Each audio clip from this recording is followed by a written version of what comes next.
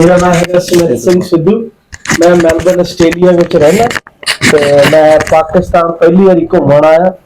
बहुत ही वधिया एक्सपीरियंस रहा। मैं बाबे नानक दे दर्शन करने लई इत्थे आया सी। उदों गांह मुलाकातां हो ही गईयां, राह बनी गए। इन्ना सोचिया नहीं सी, इन्ना मान सत्कार इत्थों दे लोकां ने इन्ना प्यार दिता सानू, हत्थां ते चक्किया होया एक किस्म दा। जिधर जाने सारे जाने इन्ना प्यार मुहब्बत नाल मिल रहे ने। जमा एक महसूस ही नहीं हो रहा भी असी किसी होर मुल्क च आ रहे हैं या मुस्लिम कंट्री दे विच फिर रहे हैं। इन्ना प्यार मुहब्बत सत्कार, हर एक बंदा जफ्फी पा के प्यार नाल मिलदा। बहुत ही मान लगे मेरे बच्चे नाल मेरे आए है, घर वाली मेरी नाल आई है। वो इन्ना क ज्यादा खुश ने। उधरले बॉल ने मेरे दोने बेटियां, वो बहुत ज्यादा सरप्राइज ने। उन्होंने इन्ना चंगा लग रहा।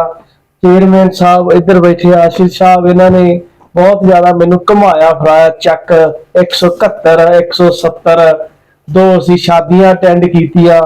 मैं तो एक तरह का इत्थे सैलीब्रिटी बन गया। मैनू हर एक बंदा आके मेरे नाल फोटो कराउंदा ते इन्ना वधिया जानी कि इन्ना मान सत्कार मिल रहा। खाण पीण नूं इन्ना वधिया मेहमान नवाजी इन्हां दी इन्नी वधिया कि तुसीं कह नहीं सकते। मैं इन्हां दा बहुत दिलों धन्नवाद करदा। जदों भी तुहाडा टाइम लग्या मैलबर्न आस्ट्रेलिया, जदों मोस्ट वेलकम है। नहीं बंदा तुसीं आओ उत्थे मिलो।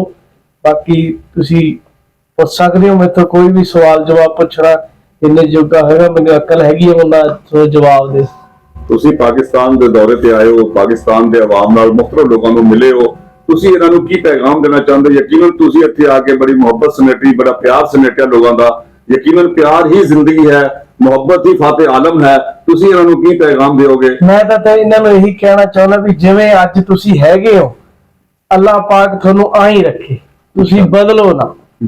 ਆਪਣੇ ਬੱਚਿਆਂ ਨੂੰ ਇਹੀ ਤਮਲੀਮ ਦਿਓ, ਜਿਹੜੇ ਤੁਹਾਡੀ ਆਉਣ ਵਾਲੀ ਪੀੜ੍ਹੀ ਆ, ਆਈ मान सत्कार करो, एक दूजे का प्यार मुहब्बत नाल रहो। यह मेन चीज तुसी ये चीज कर गए तो थोड़ा दुनिया विच नाम होगा कि एक इहो जी कौम आ, एक इहो जिहा मुल्क आ जिथे जाके तुसी फख्र महसूस करो। माशाअल्लाह जी, तुसी बड़ा अच्छा पैगाम दिता है।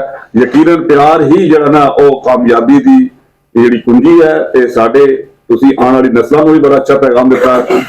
अब हमारे साथ मौजूद हैं मारूफ सहाफी, पंजाबी चैनल के जो है ना वो एडिटर हैं, ऑन को अपना उसके ओनर हैं। वो इनकी मेजबानी के साथ साथ इनके साथ दौरे में भी साथ है। हम उनसे पूछते हैं कि उन्होंने हमारे इलाके को कैसे देखा।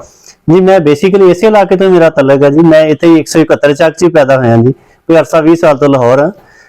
मेरा सोशल मीडिया राही इन्हां नाल राबता सी ते मैं 2 दिन पहले इन्हां नूं वाघा बार्डर तो रिसीव किया।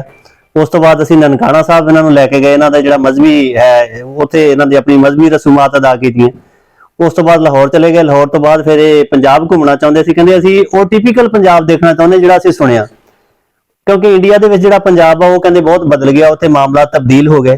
ते मैं वो पंजाब देखना चाहुंदा जिहड़ा कदे 1990 1985 दे विच पंजाब सी। मैं फिर इन्हां नूं जी उत्थों अपने खानेवाल ले आया, भाई जफरोला नूं कॉल कीती, होर यारां दोस्तां नूं ਅਸੀਂ ਇਹਨਾਂ ਨੂੰ ਆਪਣੇ ਨਾਲ ਵਾਲੇ ਸਾਰੇ ਚੱਕ ਵਿਜ਼ਿਟ ਕਰਾਏ। ਇੱਥੋਂ ਦੀਆਂ 2 ਸ਼ਾਦੀਆਂ ਅਟੈਂਡ ਕਰਵਾਈਆਂ। ਅੱਜ ਰੋਹ ਸਾਹਿਬ ਦੇ ਡੇਰੇ ਤੇ ਲੈ ਕੇ ਆਏ।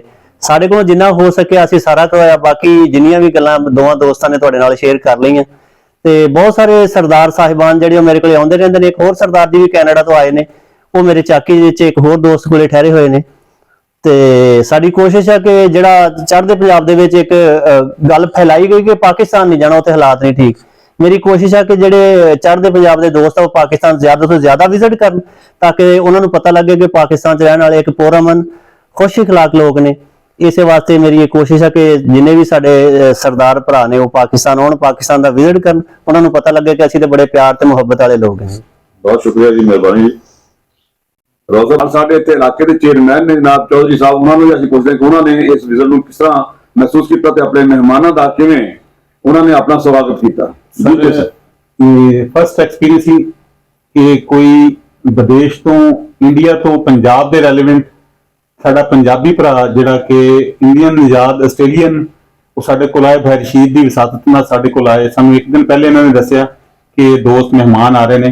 सानू बड़ी खुशी महसूस हुई क्योंकि मेरे वालद साहब खुद इंडिया तो माइग्रेटेड सी। साडी मिट्टी जिहड़ी मेरे वालद साहब दी जाए पैदाइश इंडियन पंजाब ਜ਼ਿਲ੍ਹਾ ਜਲੰਧਰ, ਤਹਿਸੀਲ ਨਕੋਦਰ ਦੀ ਉਹਨਾਂ ਦੀ ਜਾਏ ਪੈਦਾਇਸ਼ ਸੀ। ਇੱਕ ਸਾਡੀ ਇਮੋਸ਼ਨਲ ਐਫੀਲੀਏਸ਼ਨ ਸੀ ਉਸ ਇਲਾਕੇ ਨਾਲ।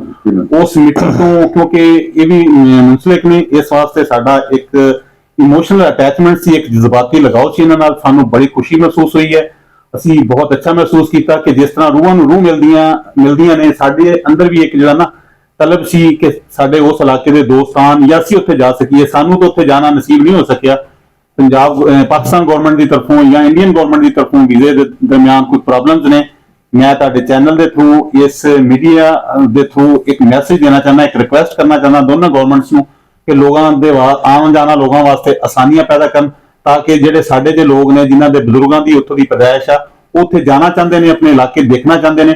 ਤੇ ਮੈਂ ਉਹਨਾਂ ਨੂੰ ਰਿਕੁਐਸਟ ਵੀ ਕਰਦਾ ਵਾਂ, ਅਸੀਂ ਆਪਣੇ ਮਹਿਮਾਨਾਂ ਨੂੰ ਜਿੰਨੀ ਸਾਡੀ ਬਸਾਤ ਸੀ, ਅਸੀਂ ਹੱਤਲ ਮਕਬੂਲ ਭਰਪੂਰ ਕੋਸ਼ਿਸ਼ ਕੀਤੀ ਹੈ ਕਿ ਇਹਨਾਂ ਨੂੰ ਐਂਟਰਟੇਨ ਕਰ ਸਕੀਏ, ਇਹਨਾਂ ਦੀ ਰਿਸਪੈਕਟ ਕਰ ਸਕੀਏ। ਤੇ ਅਸੀਂ ਇਨਸ਼ਾਅੱਲਾ ਕੋਸ਼ਿਸ਼ ਕੀਤੀ ਹੈ। ਸਾਨੂੰ ਉਮੀਦ ਹੈ ਕਿ ਸਾਡੇ ਦੋਸਤ, ਸਾਡੇ ਭਾਈ, ਕਿਉਂਕਿ ਅਸੀਂ ਆਪਣੇ ਇਲਾਕੇ ਨੂੰ, ਆਪਣੇ ਸੂਬੇ ਨੂੰ, ਆਪਣੇ ਮੁਲਕ ਨੂੰ ਰਿਪਰੈਜ਼ੈਂਟ ਕਰ ਰਹੇ ਸੀ, ਅਸੀਂ ਇਹਨਾਂ ਨੂੰ ਪਾਕਿਸਤਾਨ ਦਾ, ਮੁਸਲਮਾਨਾਂ ਦਾ ਇੱਕ ਮੁਸਬਤ ਚਿਹਰਾ ਦਿਖਾਉਣ ਦੀ ਕੋਸ਼ਿਸ਼ ਕੀਤੀ ਹੈ।